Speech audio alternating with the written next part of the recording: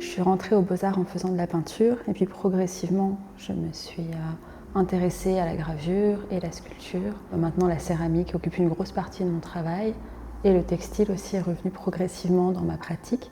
Donc d'abord par la gravure, avec des gravures sur tissu et également avec des compositions abstraites murales en textile.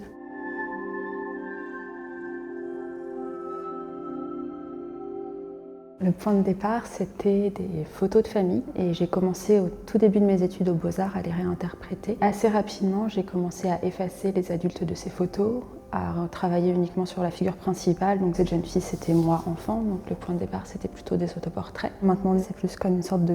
figure de masque un petit peu générique qui évolue et qui a grandi.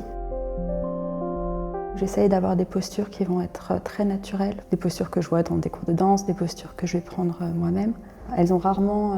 les yeux qui regardent frontalement le spectateur, comme si finalement les visiteurs étaient voyeurs et qu'elles étaient dans leur intimité. Et je pense que d'avoir aussi ce visage, ça permet peut-être de ne pas se déconcentrer sur une sorte de narration, à se demander qui est, s'il y avait des expressions un petit peu différentes, et qu'il y a quelque chose de plus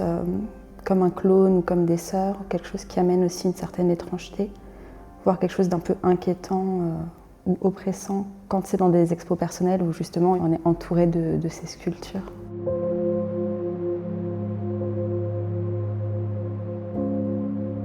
Peau d'âne, c'est le premier film que j'ai vu quand j'étais enfant, qui m'a beaucoup marquée et ça faisait longtemps que je voulais aussi faire un hommage à Jacques Demy. Donc le titre « Dans ma robe couleur du temps » est une référence directe vu que pour cette exposition je présente une sculpture qui porte une vraie robe et la robe elle est déchirée comme si soit la sculpture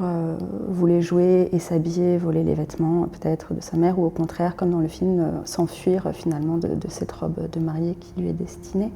Et il y a aussi cette scène quand elle part justement du château où tous les personnages sont à l'arrêt et que Peau d'âne court au ralenti,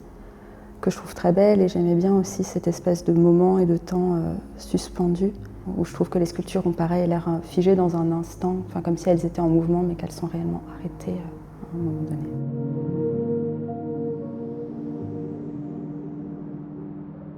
Dès le point de départ d'une exposition, je vais très vite chercher à